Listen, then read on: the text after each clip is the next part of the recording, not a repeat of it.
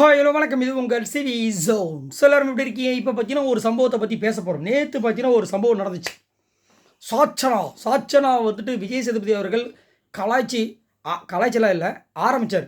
இந்த மாதிரி அம்மா நீ வந்துட்டு இப்படி பண்ணது தப்பா இல்லையா அப்படின்னும் போது அவங்க வந்துட்டு சார் அவர் என்னை கலாச்சான் சார், அதனால் எனக்கு அதிகாரம் இருந்துச்சு, அதனால் நான் வந்து ஜெஃப்ரிக்கு வந்து கொடுத்தோம் சார். பக்கத்தில் மஞ்சரி என்னம்மா இது உடன்பாடு இருக்கா சார், அவங்க பண்ணது தப்பு சார். உடனே இவங்க வந்துட்டு நான் கொடுக்கறதுக்கு முன்னாடியே சொல்லியிருந்தாங்க வச்சுக்கோங்களேன், நான் கொடுத்துருக்க மாட்டேன் சார். ஓ, அப்போ நீ வந்துட்டு அவங்க சொல்லியிருந்தா நீ நிறுத்திருப்ப. ஆமாம் சார். சொல்லலைன்னா அதனால தான் நிறுத்தலை. ஆமாம் சார். இதுக்கு முன்னாடி சொன்னதை நீ கேட்டிருக்கியா? இவ்வளோதான். இதுக்கு அழுக ஆரம்பிச்சிட்டாங்க. சரிங்களா?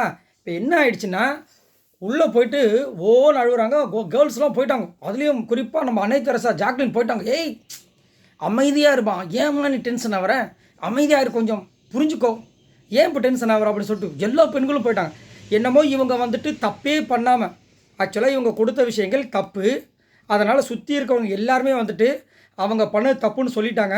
அதுக்காக இந்த பொண்ணு அழப்போது சுற்றி போகிறாங்க. எனக்கு என்ன கேள்வி அப்படின்னா, இதே மாதிரி முத்துக்குமரனை வந்துட்டு ஒரு ரோஸ்ட் பண்ணியிருப்பார் நம்ம விஜய் சேதுபதி அவர்கள். அப்போ எல்லாருமே வந்து முத்துக்குமரன் வந்து சொல்லியிருப்பாங்க இதே மாதிரி. ஆனால் இதை விட கேவலமெல்லாம் முத்துக்குமரன் பண்ணலை. அப்படியே சாஞ்சிருப்பார்.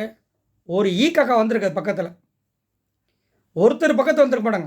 அன்ஷிதா மட்டும் இதை வந்து டேக் டிஸ் எடுத்துக்குங்க, இதை போட்டு யோசிக்காதீங்க, குழப்பிக்காதுன்னு சொல்லியிருப்பாங்க. அப்போ முத்துக்கு ஒரு இது, இந்த பொண்ணுக்கு ஒரு இது. இதே பொண்ணாக இருக்கவே அந்த பொண்ணு அழுகவே நீங்கள் எல்லாரும் போயிட்டு இதில் வேறு இந்த பக்கம் அருண் பொங்குறாரு சார். இது அருணுக்கும் இது சாச்சனாவுக்கும் ஜெஃப்ரிக்கும் இவன் ஏன் சார் நடுவில் போகிறான்னு ஏன்னா கூப்பிட்டதே இந்த சாச்சனா தான். இப்போ என்ன மேட்டர்னா, சாச்சனா அழும்போது இவங்கெல்லாம் வந்து கவர் பண்ணுறாங்க. கவர் பண்ணும்போது இந்த பொண்ணு அழுதுட்டு நான் திருந்திக்கிறேன் அப்படின்னு சொல்லிட்டு என் அண்ணனை கூப்பிடுங்கன்றாங்க. என்ன வீட்டில் இந்த பொண்ணுக்கு அண்ணன் இல்லையா, அக்கா மட்டும் தானே இருக்கா அப்படின்னா ஏன் முத்து அண்ணனை கூப்பிடுங்கன்றாங்க. முத்து அண்ணனா என்னடா சொல்கிறீங்க அப்படின்னு நம்ம இருந்துச்சு. முத்துவை கூப்பிட்றாங்க. உடனே எல்லோரும் பதறாங்க. இந்த ஹாஸ்பிட்டலில் வந்துட்டு இந்த பொண்ணு இப்போ வந்து ரொம்ப ஒரு பிரச்சனை இருக்குது, இதுக்கு வந்து காட் இஸ் தான் கிரேட், காடு மாதிரி யாருக்கா பார்த்தா காடை கூப்பிடுங்க அப்படின்ற மாதிரி இருக்குது. இப்போ அவர் வந்தார்னா இந்த பொண்ணு பொழைச்சிப்பாங்க அப்படின்ற மாதிரி இருக்குது. என்ன நடக்குது? முத்து இல்லாத நேரங்களில் முத்து வந்துட்டு வாயில் குத்து, முத்து இப்படி பண்ணுறான், அவன் அசிங்கப்படும் போது எனக்கு ஆனந்தமாக இருந்துச்சு. முத்து என்னத்தை கிழிச்சிட்டான். முத்து என்ன பண்ணுற, முத்துக்கு வந்து டாஸ்க் கொடுக்கும்போது இந்த மாதிரி நடா, ஓடு, ஆடாராமா, இந்த குரங்கு தாவுமா, அந்த மாதிரி இந்த பக்கம் தாவு, அந்த பக்கம் தாவு அப்படின்னு சொல்லிட்டு நேற்று வந்து முத்து அண்ணனை கூப்பிடணுமா. முத்துவும் வந்துட்டு என்னத்தான் சொல்கிறது, அவர் வந்துட்டு பறந்த மனப்பான்மையாக சரி நம்ம போவோம் கூப்பிட்ருக்காங்க. போனோன்னே என்னம்மா அண்ணே என்னையா அதே இந்த படம் பார்த்தேன், இந்த என்ன படம், சரத்குமார் படம் பார்த்த மாதிரி இருந்துச்சு, சமுத்திரம். யாரெல்லாம் பார்த்து அந்த படத்தை பார்க்கும்போதெல்லாம் அழுகு உட்காந்து. ஏன்னா அதில் வந்து தங்கச்சி பாசம் சுற்றி 4 அண்ணன். ஆமாம், சூப்பராக இருக்கும், அட்டா வேற மாதிரி இருக்கும். அந்த மாதிரி இருந்துச்சு அதை பார்க்கும்போது. அண்ணே அப்படின்ட்டு இவரும் வந்துட்டு விடுமா அண்ணே நான் பண்ணணும்னு நினைக்கிறேன்னே, முடிய மாட்டுதுண்ணே. என்ன முடிய மாட்டுது? எல்லாத்தையும் தெரிஞ்சு பண்ணுறேன். சரி நான் கேட்குறேன், நேற்று வந்துட்டு இவ்வளோ சப்போர்ட் பண்ணுறாங்கல்ல, ஜாக்லின் வந்துட்டு சாச்சனா கிட்ட சொல்லியிருப்பாங்க. என்ன சொல்லியிருப்பாங்க? ஜாக்லின் வந்துட்டு சாச்சனா நீ வந்துட்டு நல்லா யோசிச்சு தான் பண்ணுறியா, ஜெஃப்ரிக்கு பண்ண தப்பு இல்லையாம்மா, அவன் நடக்கவே முடியலம்மா அப்படி சொல்லும்போது நான் தெரிஞ்சுதாங்க பண்ணேன். நான் ஒரு ஸ்போர்ட்ஸ் மேன், நான் பண்ணியிருப்பேன், அதனால் அவனும் ஸ்போர்ட்ஸ் மேன் தானே பண்ணட்டும், இதில் எனக்கு ஒன்றும் மனசில் உறுத்தலை அப்படின்னு சொல்லியிருப்பாங்க. ஏன் இந்த விஷயத்தை நீங்கள் அங்கே சொல்லலை? சொல்லியிருக்கணும்ல. அதே மாதிரி இன்னொரு விஷயமும் எனக்கு ஞாபகம் வந்துச்சுன்னு தான் விட்டேன். என்னன்னா, மஞ்சரி விஷயத்தை பற்றி எல்லார்கிட்ட விசாரிக்கும் போது நம்ம ஜெஃப்ரி கையை தூக்கிட்டே இருப்பார். நம்ம விஜய் சேதுபதி அவர்கள் கேட்டிருக்க மாட்டார். நீங்கள் நல்லா நோட் பண்ணிங்கன்னான்ற சொல்லுங்கள். அவர் என்ன சொல்ல வந்தார்னா, இராணுவ விஷயத்தை பற்றி தான் போயிட்டு இருந்தது அங்கே. அப்போ அவர் வந்துட்டு இந்த ராஜாராணி டாஸ்கில் ஒரு விஷயத்தை வச்சுருப்பார். இராணுவம் இந்த பக்கம் கோட்டை தாண்டினவுடனே என்ன குதிச்சிங்க, வீடு இந்த பக்கம் இருக்குது, கிணறு இருக்குது, வயல் இருக்குது, கல் இருக்குது, மண் இருக்குன்னு நீங்கள. இப்போ உங்கள் கண்ணு முன்னாடி இருக்கிற பொண்ணுங்களாம் வந்துட்டு இதை தூக்குனாங்களே, சேரை தூக்குனாங்களே, எங்கே போச்சு உங்களோட கேப்டன்ஷிப்புன்னு கலாச்சிருப்பார். இந்த பாயிண்ட் நேற்று வச்சுருந்தாங்கன்னா மஞ்சரி காலி. ஆனால் இந்த மாதிரி போல்டாக யாருமே அங்கே பேச ஆள் இல்லை. அவரும் பேசினா எப்படி அது பிரச்சனை வந்து இப்படி போயிடுன்னு சொல்லிட்டு விட்டாரன்னு தெரில, அதை அப்படியே க்ளோஸ் பண்ணிட்டார். மண்ணோட மண்ணாக வச்சு புதைச்சிட்டாங்க. இப்போ என்னென்னா அதுக்கப்புறமா சாச்சனா வந்து முத்துக்குமரன் கூட உட்காந்து பேசுகிற விஷயங்கள்லாம் போச்சு. இதன் மூலமாக என்ன பண்ணுறாங்கன்னா, சாச்சனா வந்துட்டு முத்துக்குமரனை கூப்பிட்டது எல்லா ஊருக்கே தெரியும், உலகத்துக்கு தெரியும். ஆனால் அருண்குமார் என்ன பண்ணி இவன் தான் போயிட்டு மண்டையை கழுவிட்டு இருக்கான், இவன் என்னத்துக்கு அங்கே போயிட்டு சாச்சனா கிட்ட பேசிகிட்டு இருக்கான் நம்ம போச்சு.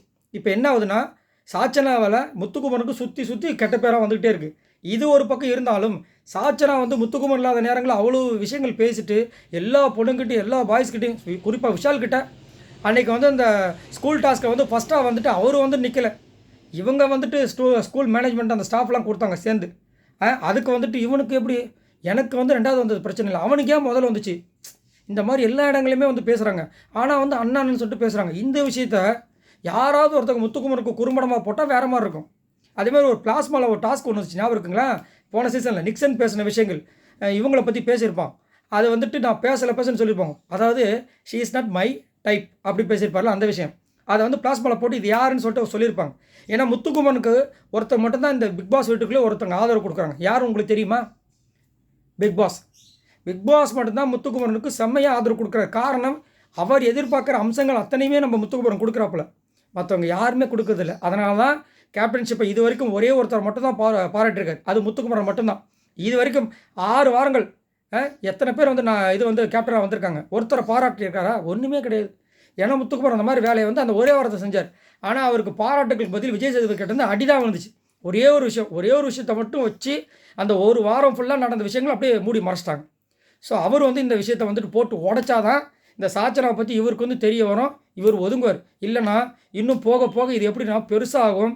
கண்டிப்பாக திரும்ப முத்துக்குமரனை பற்றி எல்லாரும் கிட்டே இவங்க வந்து இந்த மாதிரி பேசுவாங்க. இதன் மூலமாக என்ன ஆகுனா எல்லாருமே நம்ப செய்வாங்க. எப்படி வந்துட்டு விஜய் விஷாலும் சௌந்தர்யா பற்றி அங்கே சொன்னதை வந்துட்டு நான் பார்த்து சொல்லியிருக்கணும்னு சொன்னோடனே ஒரு சில பேர் நம்புறாங்க இல்லையா? அதாவது ஒரு பொய்யை வந்து திரும்ப திரும்ப சொல்லிகிட்டே இருக்கும்போது கண்டிப்பாக அது உண்மையாக மாறதுக்கு வாய்ப்புகள் இருக்குது. ஏன்னா இந்த சமுதாயத்தில் அந்த மாதிரி தான் இருக்குது. ஸோ அதனால் இவர் வந்துட்டு தனியாக பிரிஞ்சு ஒதுங்கி இவர் தான் தனியாக ஒரு கேம் கொடுத்துட்ருக்காரு. யாரையும் நம்ம அதை மாதிரி பண்ணிட்டு போனால் பெஸ்ட்டு. இல்லைனா திரும்ப நான் சாச்சனா தங்கச்சி கூட தான் இருப்போன்னா கடைசியில் தங்கச்சி நல்லா வைப்பாங்க ஆப்பு. அதுதான் என்னோடய கருத்து. சார் நீங்கள் உங்களோட கருத்தில் சொல்லுங்கள். உங்களுக்கு இந்த சாச்சனா முத்துக்குமரனை பற்றி என்ன நினைக்கிறீங்க? உண்மையிலேயே பியூராக வந்து அண்ணன் தங்கச்சி பாசம் மாதிரி இருக்கா?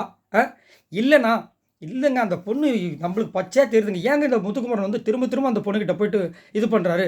ஏன்னா முத்துக்குமரன் வந்துட்டு சௌந்தர்யா பற்றி ஜாக்லின் கிட்ட சொல்கிறாரு, சௌந்தர்யா பற்றி எனக்கு புரிஞ்சிருச்சு, அன்னைக்கு வந்துட்டு அப்போது அவள் தான் அந்த லெட்டர் எழுதியிருக்கா அப்படின்னு ஒரு இடத்துல சொல்லும்போது ஜாக்லின் சொல்லியிருப்பாங்க, உனக்கு தெரிஞ்சிருச்சாடா அப்படின்ட்டு. அதேமாதிரி ஜாக்லினை பற்றி அவருக்கு புரிஞ்சு போச்சு. ஏன்னா அவங்க வந்து லெட்டர் எழுதுகிற விஷயங்கள் அங்கே வந்துட்டு விஜய் சேதுபதி எபிசோட் முன்னாடியும் சொல்லியிருப்பார், இல்லை ஜாக்லின் எழுதுறதுக்கு வாய்ப்பு இல்லை அப்படின்னு. அடுத்தது அவங்க போய் மன்னிப்பு கேட்கும்போது அவருக்கு தெரிஞ்சிருக்கும், ஓ இப்படியும் இருக்கா அப்படின்னு. பாய்ஸை பற்றி தெரிஞ்சுக்கிட்டாரு. அதை தர்ஷிகா கிட்ட சொல்லும்போது தெரிஞ்சிருக்கும். பாய்ஸ் வந்துட்டு நான் இப்போ ரூல்ஸ்னு பேசுகிறத கேர்ள்ஸ் வேணால் எதிர்க்கலாம், நீங்கள் சொல்கிறீங்க. ஆனால் பாய்ஸ் டீம் எதிர்க்க மாட்டாங்க. ஏன் எதிர்க்க மாட்டாங்கன்னா அவங்களுக்கு அது ஃபேவராக இருக்குது. இனிமேல் ஆனால் வந்து முத்துக்குமரனை பற்றி அவங்களுக்கு தெரிய வரும். ஏன்னா இவர் இருக்கிறதுனால தான் பாய்ஸ் டீம் வந்து ஒரு எல்லா டாஸ்க்லேயும் வந்து வின் பண்ணிட்டு வராங்க, நிறைய விஷயங்கள் பண்ணிட்டுருக்காங்க, ஹெல்ப் பண்ணிட்டுருக்காரு. இவர் இப்போ வந்துட்டு ஒரு செம்ம டாஸ்க் ஒன்று வந்து அதாவது ரூல்ஸ் வந்து சொல்லியிருக்காங்கல்ல, இந்த பாய்ஸ் வர்சஸ் கேர்ள்ஸை வந்து காலி பண்ண போகிறாங்க. இந்த அடுத்த வாரத்து வந்து பாய்ஸ் வர்சஸ் கேர்ள்ஸே கிடையாதுன்னு இப்போ தெரியும் முத்துக்குமரனோட அருமைகள்.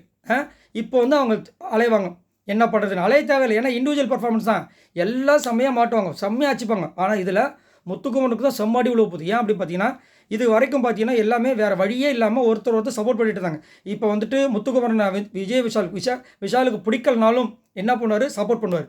ஏன் அப்படியே வேறு வழி இல்லை, நான் வந்து பாய்ஸ் டீம் ஃபுல்லாக இருக்கணும், ஏதாவது பிரச்சனை ஏதாவது ஒரு டாஸ்க்குன்னு நாங்கள் ஒத்துமையாக பண்ணணும், சண்டை போட்டால் என்ன பண்ணுறதுன்னு. இப்போது பாய்ஸ் வர்சஸ் கேர்ள்ஸே தூக்க போகிறாங்க. அப்படி தூக்கிட்டாங்கன்னா இவங்க 2 பேர் இருக்க, அதாவது இவங்க வந்து இவங்களை சார்ந்திருக்க வேண்டிய அவசியமே கிடையாது. அதேமாதிரி கேர்ள் கூட சார்ந்திருக்க வேண்டிய அவசியம் கிடையாது. இப்போ சௌந்தர்யாவும் ஜாக்லினும் ஒரு ஃப்ரெண்ட்ஷிப்பாக இருக்காங்க, ஒரு சில நேரங்களில் பிரிகிறாங்க, இது பண்ணுறாங்க.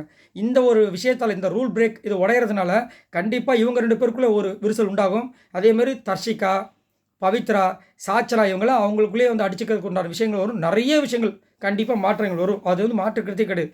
ஏன்னா அவங்கள பற்றி இங்கே வந்து பேசுவாங்க. கேர்ள்ஸ் வந்துட்டு கேர்ள்ஸில் இருக்கிறவங்கள பற்றி பாய்ஸ் கிட்ட வந்து பேசுவாங்க, பாய்ஸில் இருக்கிறவங்க பாய்ஸை பற்றி கேர்ள்ஸ் கிட்ட வந்து பேசுவாங்க. இப்படி மாறிடும், வேறு மாதிரி போகும், பார்க்கலாம். ஸோ நீங்கள் உங்களோட கருத்துக்களை சொல்லுங்கள். முத்துக்குமரனோட கேம் எப்படி போயிட்டுருக்கு, சாச்சனாவோட கேம் எப்படி போயிட்டுருக்கு, இந்த ரூல் அப்படின்ற விஷயங்கள் எப்படிப்பட்ட தாக்கத்தை கொடுக்க போகுது, இதெல்லாம் சொல்லுங்கள். அதுக்கப்புறமா மறக்காமல் நம்ம வீடியோக்கு லைக் தட்டி விடுங்க, மறக்காமல் சப்ஸ்கிரைப் பண்ணுங்கள். பாய் நண்பர்களே.